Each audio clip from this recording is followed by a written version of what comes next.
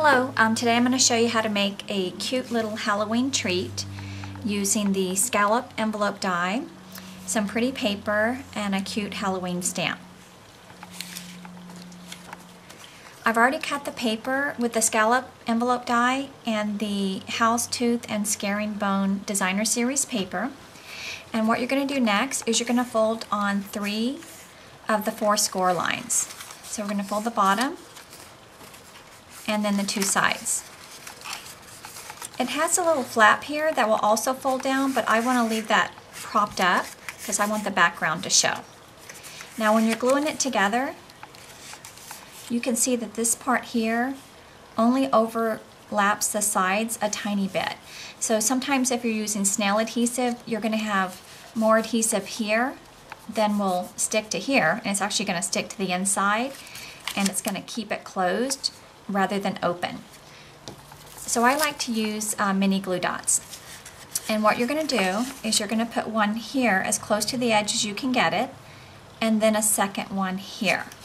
So you just take the paper, and there's a glue dot right there. You're just going to push it down, and then lift that up, and then do it on the side, and then you're going to repeat on the other side.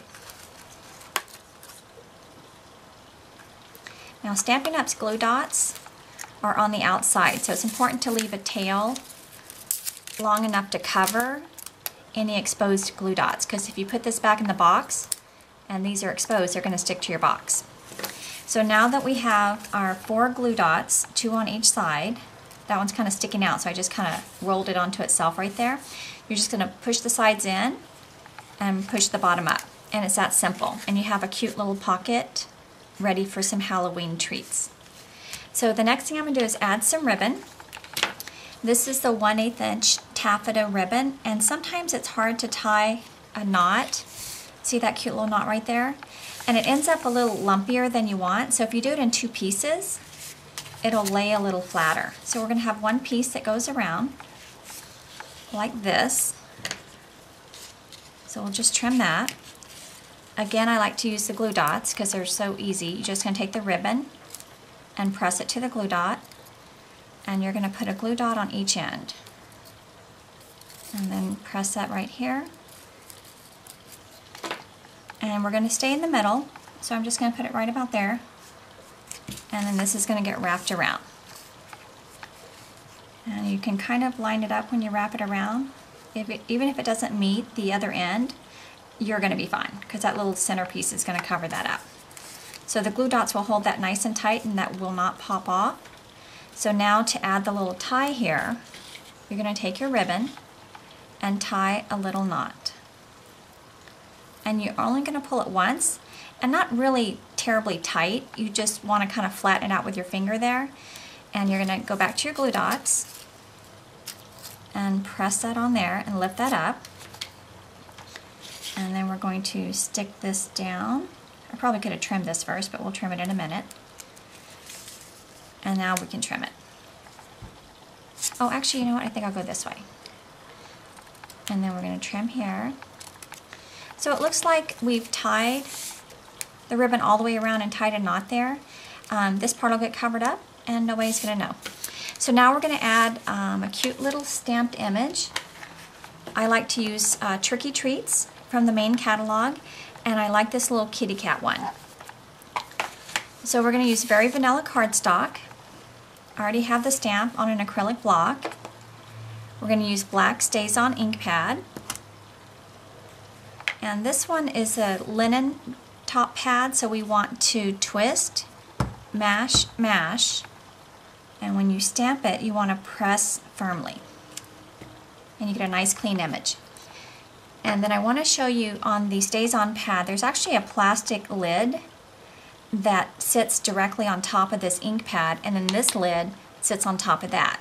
These tend to dry out more quickly, so when I first got a StazOn pad, I actually lost the plastic lid. So when I got a second one, I put 2 dimensionals on the top of the clear lid so it sticks to the black lid.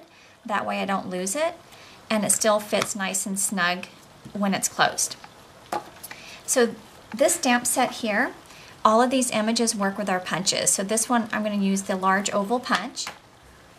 I think they call it the, I actually don't know what they call it now. They might call it the extra large oval punch, but it's got the measurements 2 inches by 1 3/8. I think it went through a name change with one of the catalogs. So you're just going to slide it in, get your image centered, and then you're going to squeeze it, and it pops right out. So I wanted a little bit of color behind the image.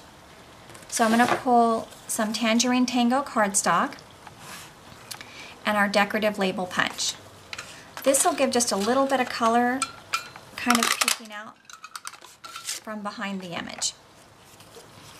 I'm going to pop this up on dimensionals, and you can cut the little side pieces that go around the border of your dimensionals and use those on your project, so that way you can use all the pieces. I'm just going to put one at the bottom and one at the top.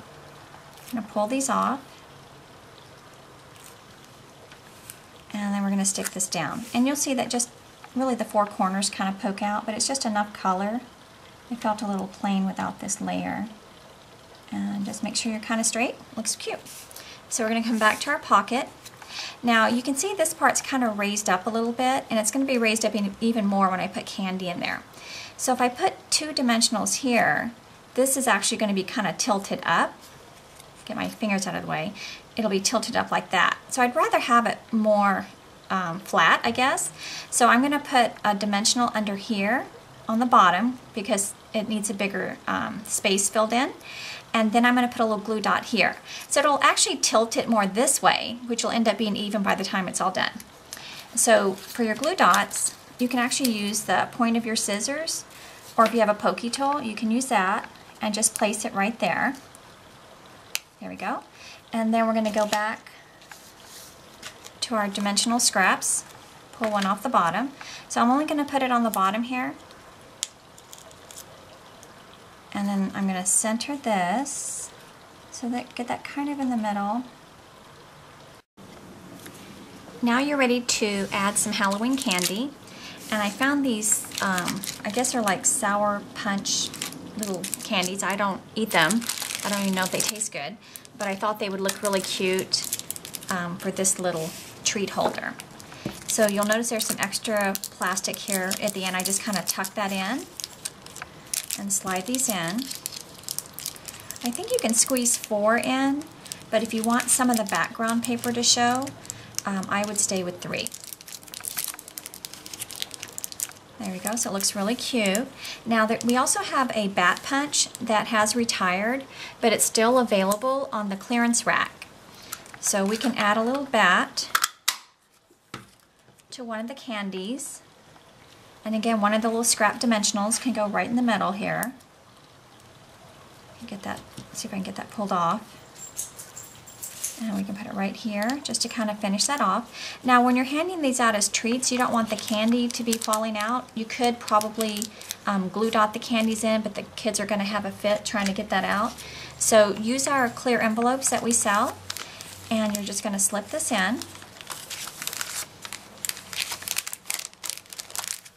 It has a little part that you peel off here at the top, and you're just going to fold that over and give that a little crease at the top.